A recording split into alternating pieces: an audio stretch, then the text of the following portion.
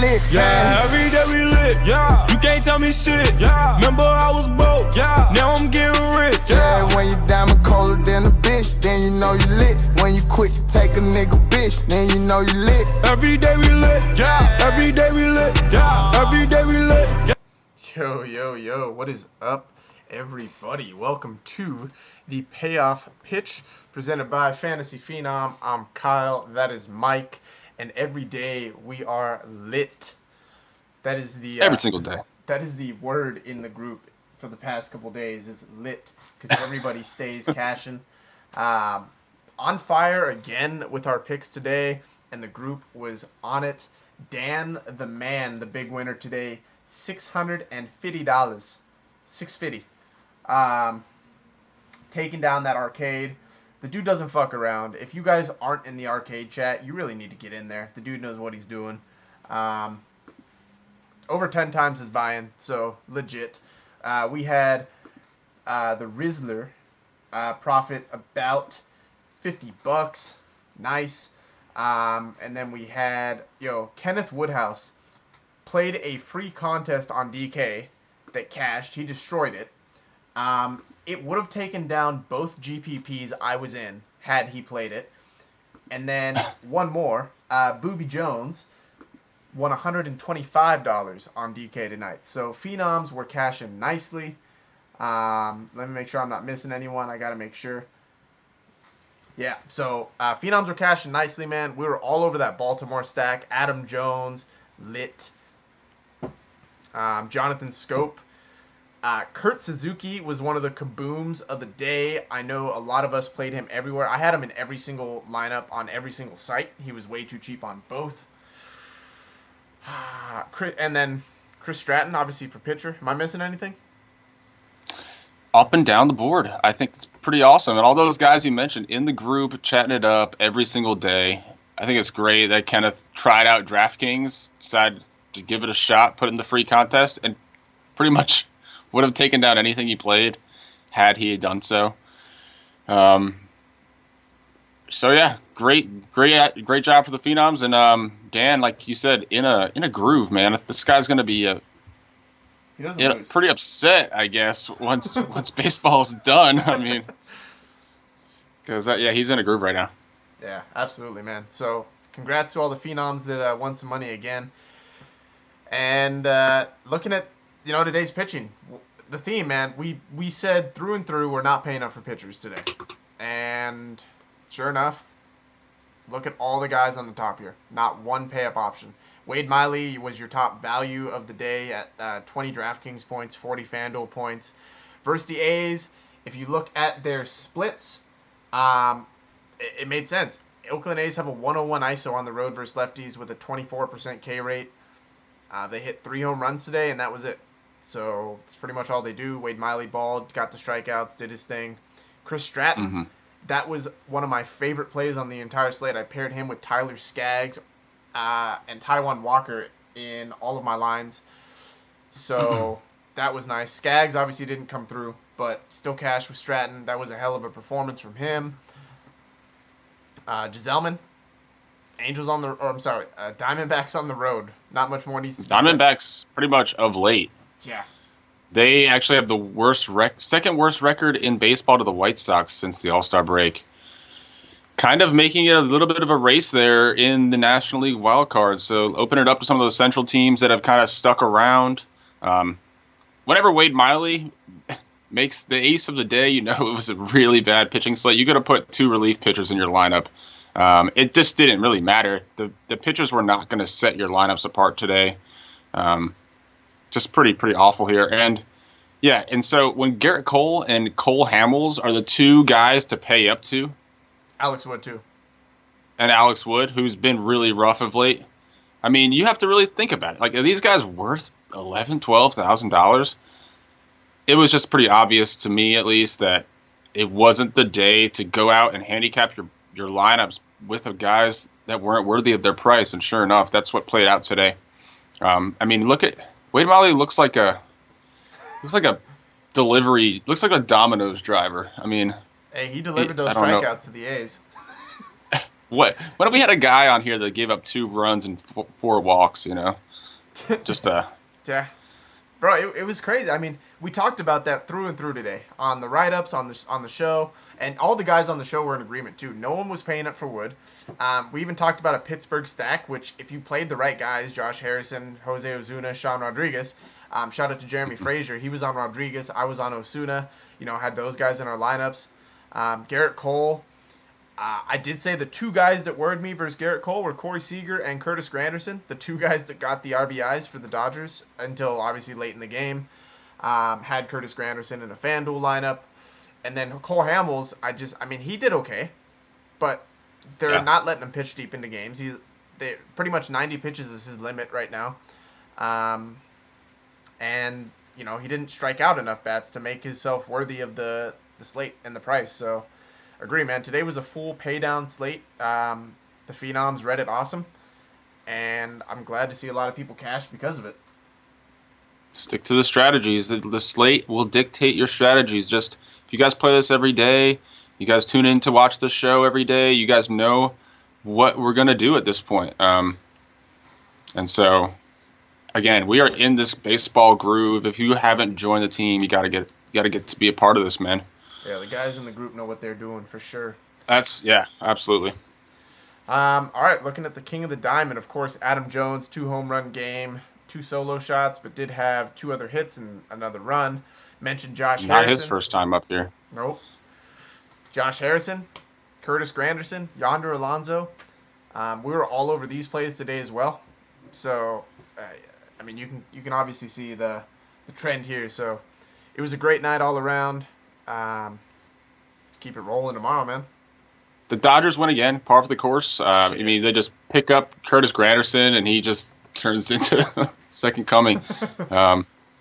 Just the Dodgers, man. They're just having one of those years that you can't script.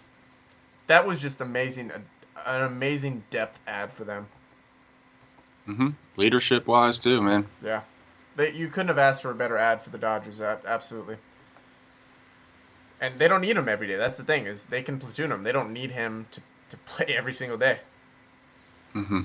I want to know what the Dodgers' record is this season, down by 2 runs or less going into the 8th inning. I just feel like they're never out of it, man. Clutch, man. Yeah.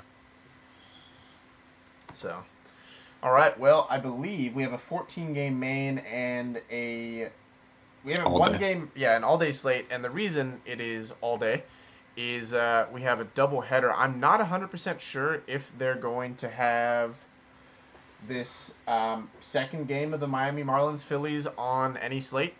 I'm not sure why your Skype cam is not coming through. Give me a second. Is it like a? I didn't know there was a doubleheader tomorrow in Philly. There is, yeah. Jose Urena and Nick Pivetta are going to pitch the second game. Okay. Give me a second. I'm gonna fix your. Interesting. So I guess it's like a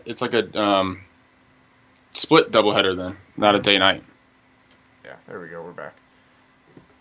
So yeah, they don't have a game time set for game 2, but does have it listed as a doubleheader on MLB. Okay, so if it's not part of the slate now, I'm sure it won't be tomorrow. Probably. Well, with this first game, really not too much to talk about. Probably don't.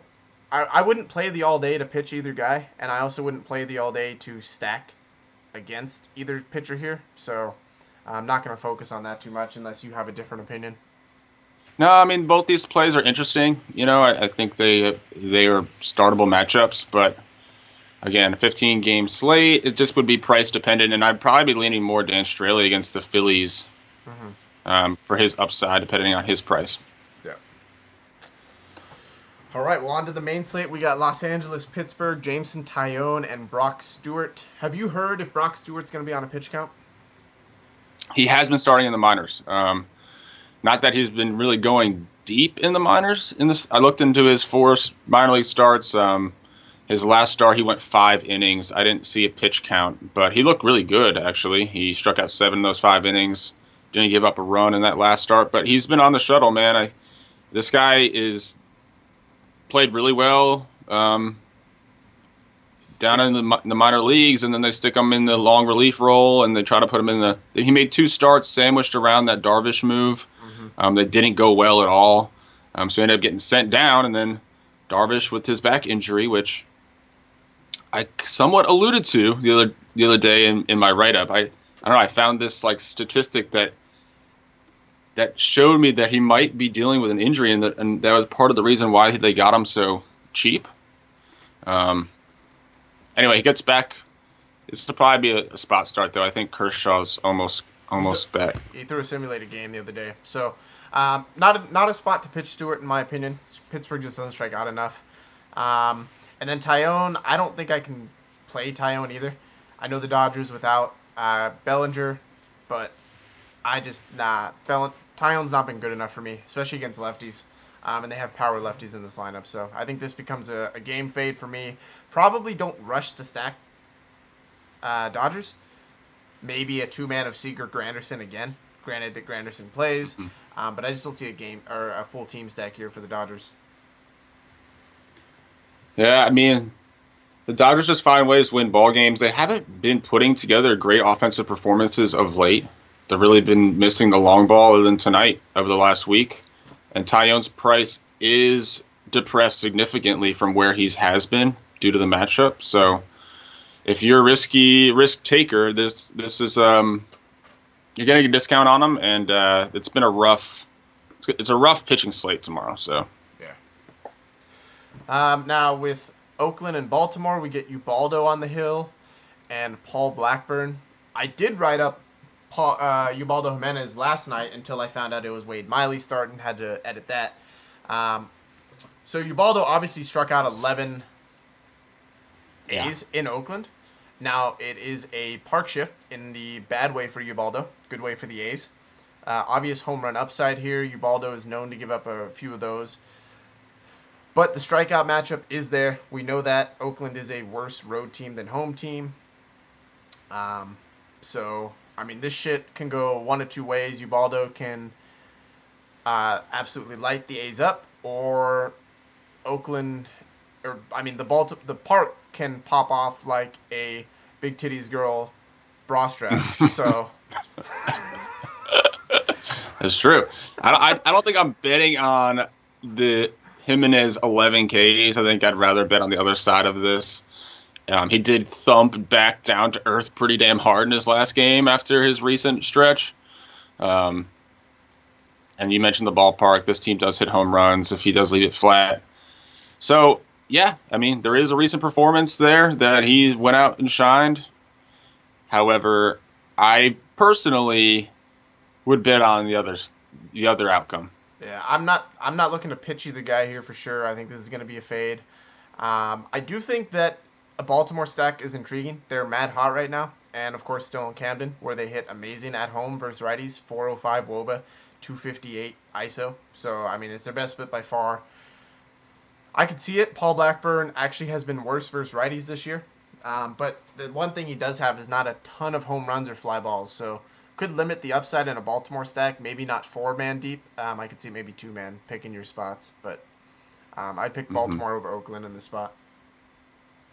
Yeah, his stuff does kind of make you pause a little bit when you're choosing bats, because he doesn't really give up a ton of hits over the course of the season. Now, his last 2 games, including the one against Baltimore, he did give up 10 hits and a home run in that game. But, yeah, just a heavy ground ball guy. He doesn't strike anyone out, man. Yeah, no It's strikeouts. definitely not DFS play. This guy doesn't strike anybody out. Arizona, New York, man. So this game, I'm torn on where to go here. There's in 2 spots. So Patrick Corbin has been amazing of late. I can't believe he is in my mid-range plays. He's never a mid-range guy, 1. And 2, he's high price. He's 9.4 on DraftKings and 8.7 on DK.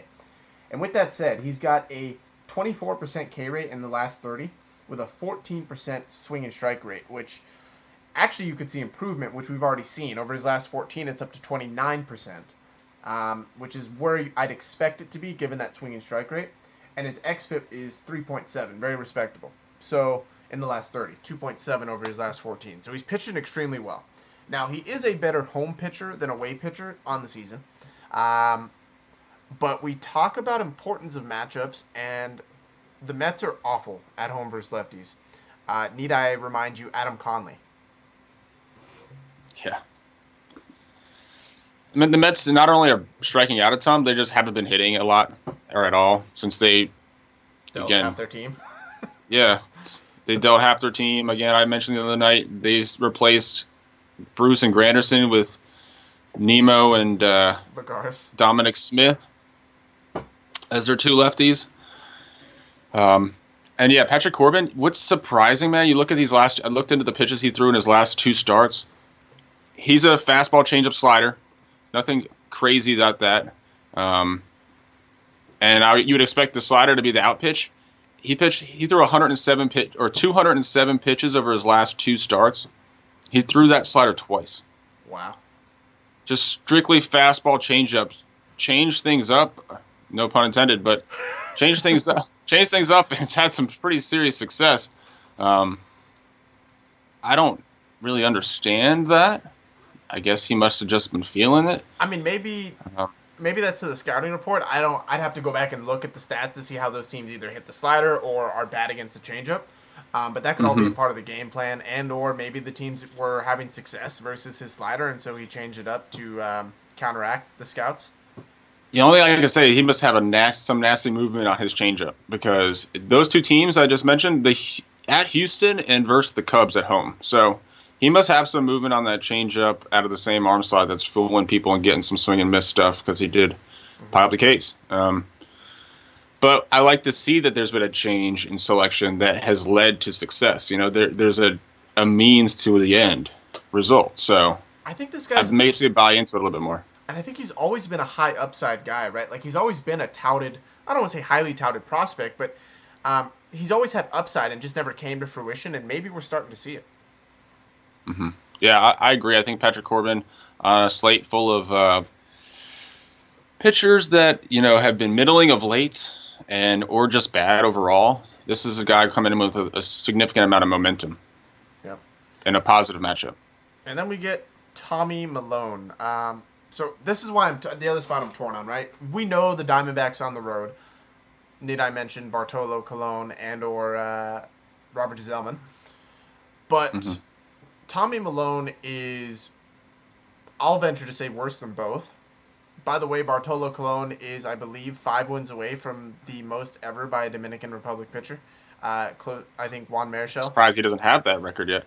Yeah, I think they said he's got about 8 more games to start this year. So, goals. Bartolo. I'm going to pitch Bartolo until he gets that win record. Good luck. That's all I got to say. But I'll be 100% serious. I will pitch him if he gets close and that game will break the record or tie it. I'll pitch him. I'll promise you guys that. But back to Tommy Malone. He's been really bad. Obviously got called back up today. Steven Matz is going to undergo season-ending surgery. Another injury for the Mets. Poor team, man. But the Diamondbacks aren't awful versus lefties, especially against lefties. Yeah, that's I don't. And this guy's been pitching at AAA. Like, the Brewers gave him up for nothing.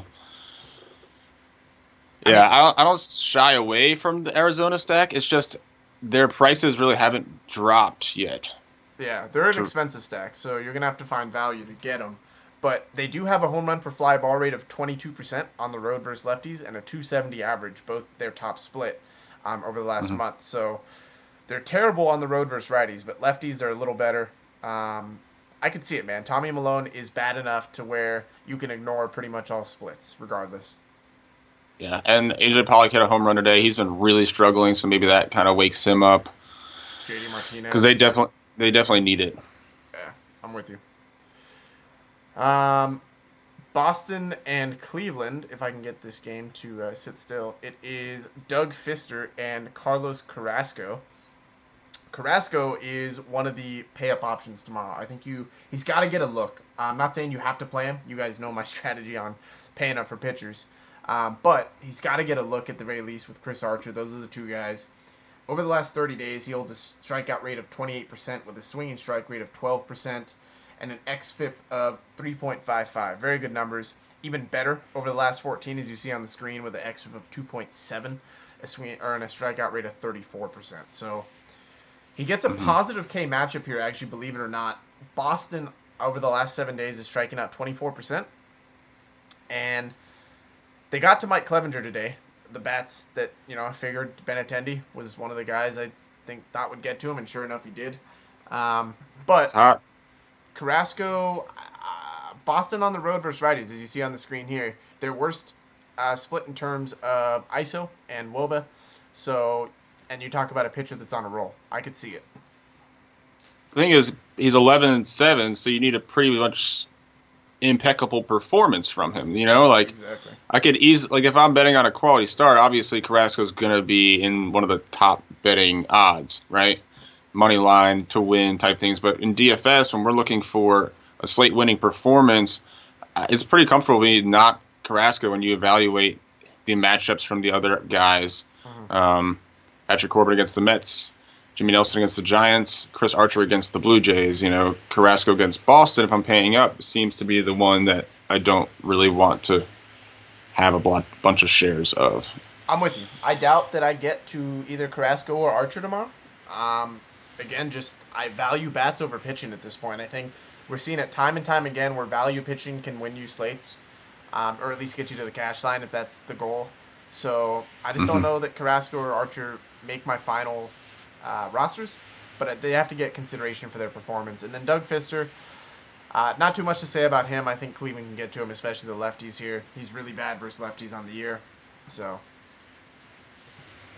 yeah, definitely think so. Fister had those couple bright spots, but not in Cleveland. This is a pretty solid series, I think. It's got a lot of playoff implications. Yeah, absolutely. And then these two teams faced off last year in the playoffs, if I'm not mistaken, in the first round. So maybe some bad blood there now that it's almost September. I feel it. I don't know. I don't see either team getting shut out. What are your thoughts on this game here? John Lackey, Homer Bailey in Cincinnati. Ooh. Serve me up a John Lackey platter, please. Bad versus lefties. Joey Votto's hot. He did okay, and I think both these teams just played each other. They just kind of switched venues. And I think Lackey pitched well, if I'm not mistaken, in that last start. And so he's had a pretty good month of August as well. So maybe you don't want to pick on him like I usually do, based on what he's done of late. But Homer Bailey, let's see, did the Cubs get to him? Yeah, they did. So I think we can definitely look at some Cubs bats against Homer Bailey. I would say it's a positive park shift as well. Maybe some homers will be hit here. Yeah, I definitely think so, man. So I'm with you. I think this has game stack potential in it. I love the Cubs. I like the Cubs more than the Reds, but Scott Schebler being back, Joey Votto, I could see some lefties getting to Lackey as well. Yeah, I just like some other plays at Lackey's price range on DraftKings to consider playing him in this ballpark against this team. Yeah. Tanaka is making his return, and you got Matt Boyd. Thoughts on either pitcher here? Tanaka's obviously on quite a bit of rest, if you value the whole rest, the rest statistic. True. He's in some rest. And no, I'm not going to pick on Detroit. I know they're a team that hasn't won a lot of games this year, but to me, they're just not a team that I like to pick on DFS. Yeah, I think Tanaka can go out here, get you 7 strikeouts, go 5 or 6 innings, but at 9,200, to me, the play is Corbin easily at 93, at 94. I'm with you there. I can't play Tanaka versus Detroit. Especially coming off the DL. You know my stance on playing guys coming off the DL. Yeah. I just hate the play. So. Yeah, I mean, and it wasn't like it was like a lower body injury or like a laceration or something. I mean, he had fatigue. It was shoulder fatigue that landed him there. Like he needed more rest in his pitching arm. So. That's concerning to me. Yeah, and then Matt Boyd, I mean, Gary Sanchez, probably I look there. I posted a meme today. I had me dying. It was the alphabet, and then Aaron Judge replaced the K. I figured Yankee fans would enjoy that. It's very clever, man. This Very dude, clever. I'm telling you, if this guy did not have name recognition, nobody would be playing him for the price. No. His second half has been abysmal. Other than a couple home runs. That's it, man. So severe regression hit him. But I mean, he has a chance to turn it around versus Matt Boyd. That's a batting practice pitcher, but I still don't know that I pay. Gary Sanchez is probably a one-off for me here. As a team, the Yankees versus lefty get a significant negative. I generally don't buy into it too much since it's not like a strikeout type of pitcher. Yep. In Matt Boyd. So, and the Yankees are good at drawing walks, putting the bat on the ball, but generally speaking, statistically versus lefties have been kind of tough for them. And there's not a lot of hot bats on the Yankees right now. If you look at what they've been doing over the course of the last 2 weeks, it's been very middle of the road. Let's put it that way. They're not a stack that's scaring anybody. Mm-hmm. So, all right, now this is a spot I've been wanting to talk about. Me and Mike were talking about this before the show, and these numbers are absurd to me. I've never seen this since I've been tracking these stats this year. Check this out. Chris Rowley, since he started, obviously only 2 games, right? He's been pitching actually really well, which his numbers don't show. Now, he only had 3 strikeouts versus Tampa, which is an incredible K matchup. He has a strikeout rate of 13%. You look at that and you're like, that's not good. Now, his swinging strike rate is almost 15%. Like I said, that is unheard of. Typically, your K rate is 2 times higher or around there, your swinging strike rate. So, I would expect, looking at his swinging strike rate of 14.6, which, mind you not, is the highest on the entire slate tomorrow. His swinging strike rate is the highest on the entire slate. Pair that with Tampa Bay's strikeout rate of 30% at home versus righties. I would expect his K rate to be closer to 28 to 30%. I love this play. I don't know that high. I would say more around 20%. I'm looking at his minor league numbers in AAA. For 15 starts this year, he had a K rate of 20.2. I'm just saying. 2016. I'm saying 19.6. With the swinging strike rate, typically your correlation is 2 to 1. Mm-hmm. So I'm saying if that were to sustain, I would expect his strikeout rate to increase up to the 28 to 30% range, which is basically my point is his strikeout rate is criminally low for what his pitches have been doing. Yeah, there's some regression coming.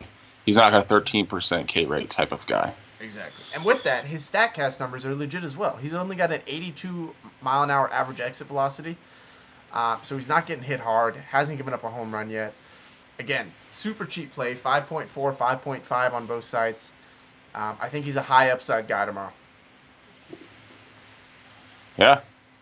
I think we're digging for options. I mean, with this whole pitching slate. And when you look at the places to pay down to, it really is nothing. Yeah. So I agree, man. I think might as well take a guy. I mean, through his first 2 starts, he's got an ERA lower than 2. He's looked decent enough to pay off his price tag. So. Yeah, I love Rowley. And then Archer, obviously an elite play. He's been pitching fantastic of late. Toronto is a bottom 5 team in the last 7 days in terms of WOBA. Not good on the road. Archer's better at home. Everything's lining up here to be a good start for him. XFIP under 3 at home. So I could actually, call me crazy on a 14-game slate. I could pitch both guys at each other. You could. He's got the matchup at Tampa Bay for Chris Rowley. I agree. There's really nobody else, under 8K that I'm even looking at, to be honest with you, man. And it's just given the matchup and given the price tag. Obviously, Archer makes his 5th start against the Blue Jays already this season. He's been lights out versus them all year long.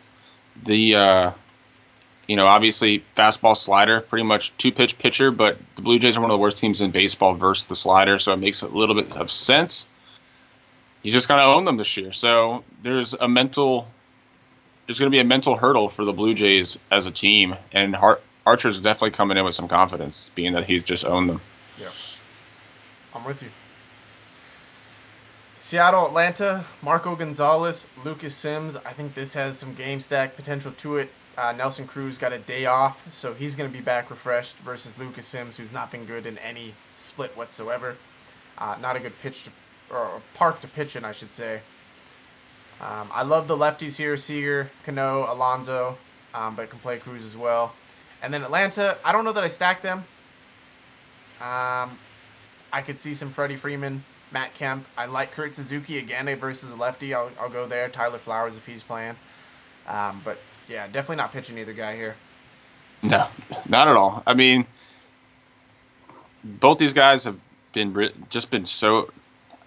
They just can't get through innings. You know what I mean? Like, they run their pitch counts high. They can't get to the 6th inning. They walk a ton of guys. They're not striking out a lot of people. So even if they give up 3 runs or less, it's not a positive DraftKings performance. And that's kind of what we've seen from both Gonzalez and Sims. So I think both these teams' bullpens are going to come into play in this game a lot. So good, maybe, by the way. yeah. So exactly, that's kind of what I was getting at. So I think you can target this game, but I look for just more hot bats, one-off situation. I don't know that I'm full stacking either of these teams because neither of them have been extremely hot. I'd lean more on the Mariners side in this ballpark, but same. Kind of where I'm feeling. Though I don't like stacking a ton on a 14-game slate anyway. Minnesota, Chicago, Lucas Giolito makes his start for the White Sox. Got pushed back to today, being that they had the doubleheader today, earlier today, I should say. Carlos Rodon continues his dominance, had another nice start. Yeah.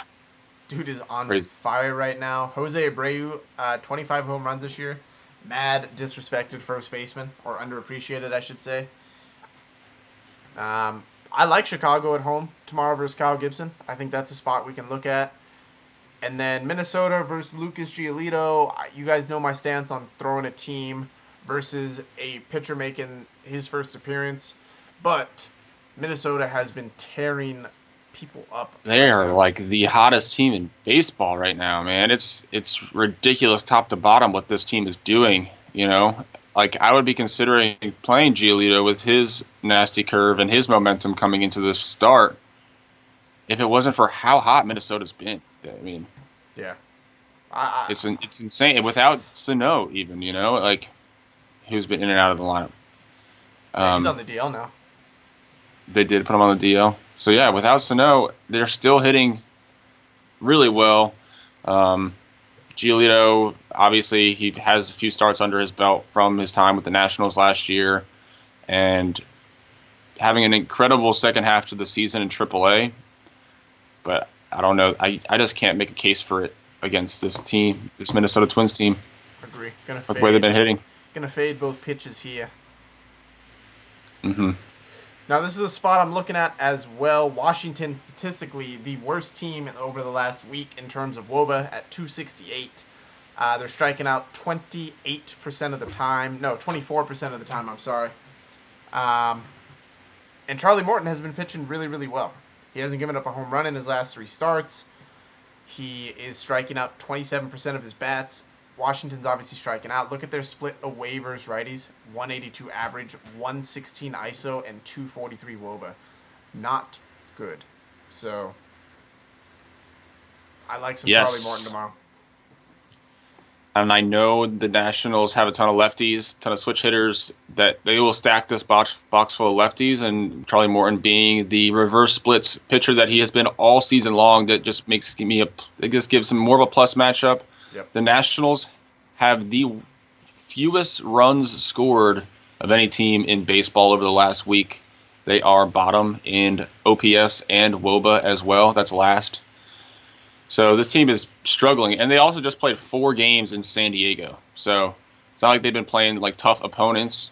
So I agree. I think Charlie Morton, if this lineup's full of lefties, which I expect it to be, against one of the worst offenses in baseball, if you look at the recent statistics, I think is a going to be kind of a sneaky play, you know? I don't know. I don't know that people are going to stop. I think Washington still has name recognition. I don't think people rush to play Charlie Morton. Yeah.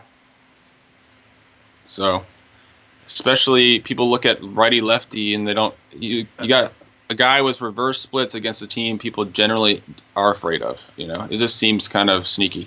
I agree. I love right now. I'm looking to go Corbin and Morton in a lineup. I think so too. I think that's the first thing. I mean, before I really dug into the stats, and the stats only made me like that pairing more, you know? Exactly. So I was like, before I dug in, I was like, I think that's probably going to be a good spot. And then I dug in and was like, wow, yeah, this is good. I like this. This is good. This is going to be good. Now, this is another sneaky guy I have here. Danny Duffy versus Colorado. We know them on the road is a thing, and it's not a good thing. Their worst home run split is on the road versus lefties, 9% per fly ball. 28% K rate, their highest split. Their lowest average against. Danny Duffy has been good at home. Kauffman Stadium is a severe negative park shift for the Rockies. So a lot of things line up here for Duffy to pitch well. He's got a 31% K rate in his last couple starts. Positive K matchup. I think, again, lower-owned guy. Nobody's going to pitch against the Rockies. So I definitely like this spot for Duffy. I think he can exploit the K matchup here and have himself a nice game. Duffy has been extremely consistent. I feel 100% okay with saying that he will get you 15 to 20 DraftKings points tomorrow. I feel very certain about that. And the thing is, I mean, that's a 2K price drop from him from his last start at Oakland. So even though he's been playing very consistently and putting together solid performances, he got a 2K price drop, which I don't think was really warranted, even given the matchup. Yeah. So both these pitchers, I think, come in on some momentum. And for that reason, I'm not really looking at any bats in this game. But also for that reason, I think both these guys are at the top of my list. Or towards the top of my list in pitchers to if I were to rank them all, you know. Yep. And then San Diego, St. Louis. I really don't think San Diego's the stream spot to go with Lance Lynn, a guy that doesn't have any K upside, or at least limited K upside. I mean, he's got a safe floor. Padres, I think. I don't even know if you can call it a safe floor. I don't know that he's a cash play tomorrow. I don't think he's safe enough. And I don't think his upside is enough to warrant the play on a 14-game slate.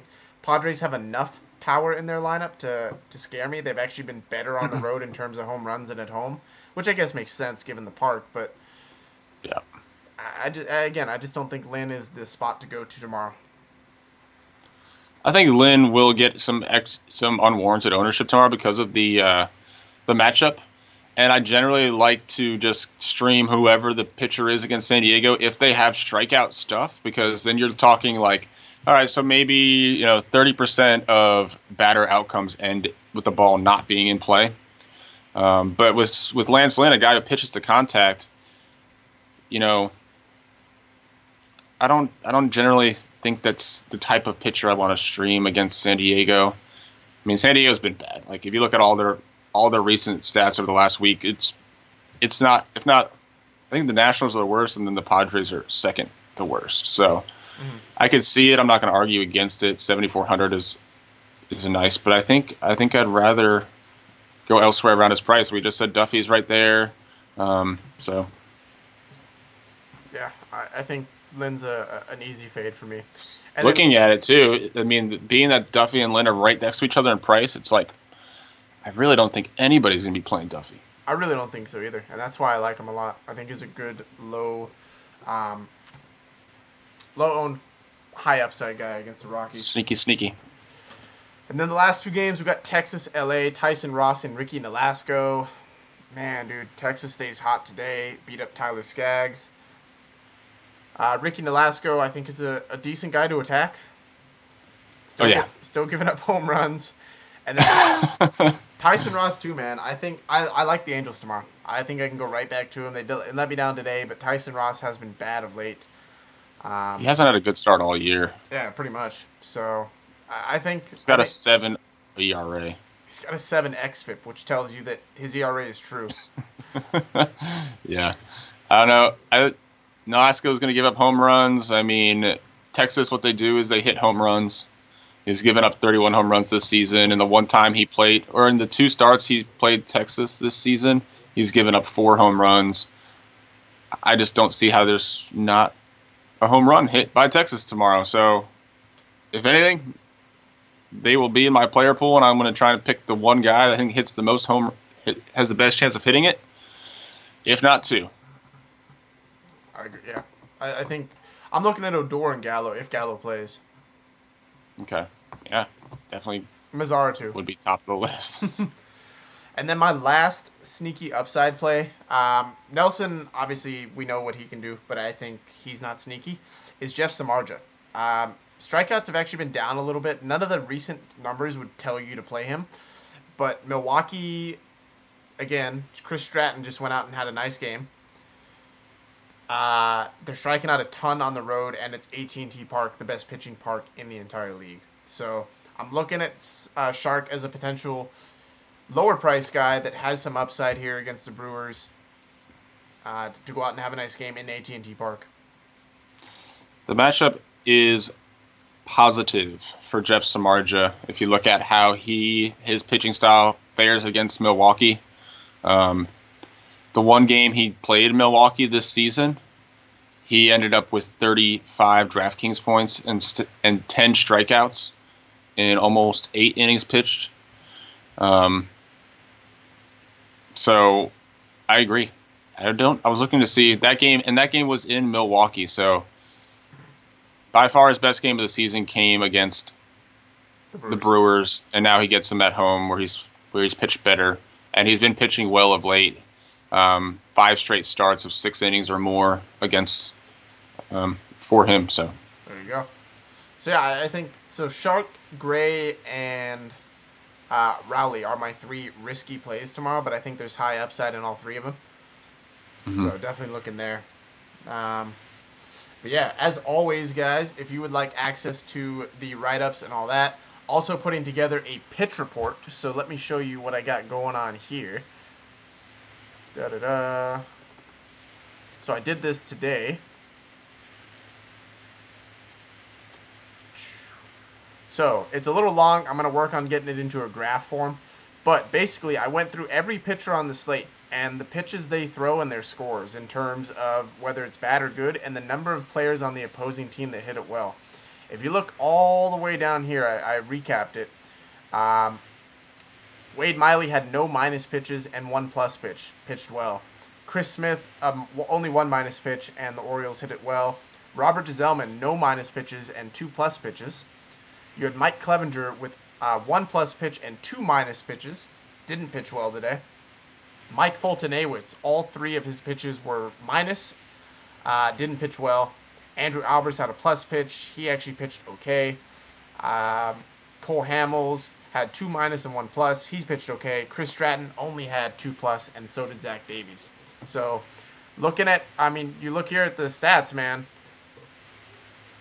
They're lining up, right? The pitch report put us on all the right guys. So I'm going to start doing that every single day, and hoping to get it in a little more organized form for you guys. But that's just the start. So. Yes, sir. No, that's something I incorporate into all of my pitching. Like whenever I decide to land on who I'm going to pitch, a lot of it has to do with after I look at the matchup, after I look at, the pitcher's recent performance and the batter's recent performance, I evaluate their price and the other people in their price range. I almost always look at their pitch repertoire, what is their positive strikeout pitch, and how does that pitch match up against the team that they're facing? And that is how I kind of do my process of elimination. Yeah, I'm with you, man. It works. Looking at today's results, I can't complain. We'll see how it does tomorrow. I will definitely share the results with you guys. And, of course, I'm going to work on the graphical looks of it, of course, to make it look all nice and not all just a long list of shit. So. Okay. But yeah. As always, if you guys are interested, hit that little subscribe button on the YouTube video. Make sure you get all the notifications when we go live. And if you'd like to join the Phenom further, join us with the PayPal link down below. Get that free 7-day trial. Try out all of what we have to offer in the River Group. If you decide to stay, welcome. If not, no harm, no foul. Hope you continue watching on YouTube. And let's hope to see some more cash tomorrow, man. Got Monday out of the way. Let's get back to hopefully some more normalcy on Tuesday. Absolutely. A lot to discuss between now and lock tomorrow. Obviously, with a 14-game slate, any edge is a good edge. So, we will spend – I'll spend a lot of time doing some homework. I know Kyle will. And all the phenoms in the chat, Yep. That's what it's awesome about it, Someone will come in and bring this little nugget of information and just changes the day. Absolutely. That's what it's all about, man. So congrats again to all the winners tonight. Let's keep it rolling tomorrow, and we will see you guys on the other side. All right. Hopefully win some more money.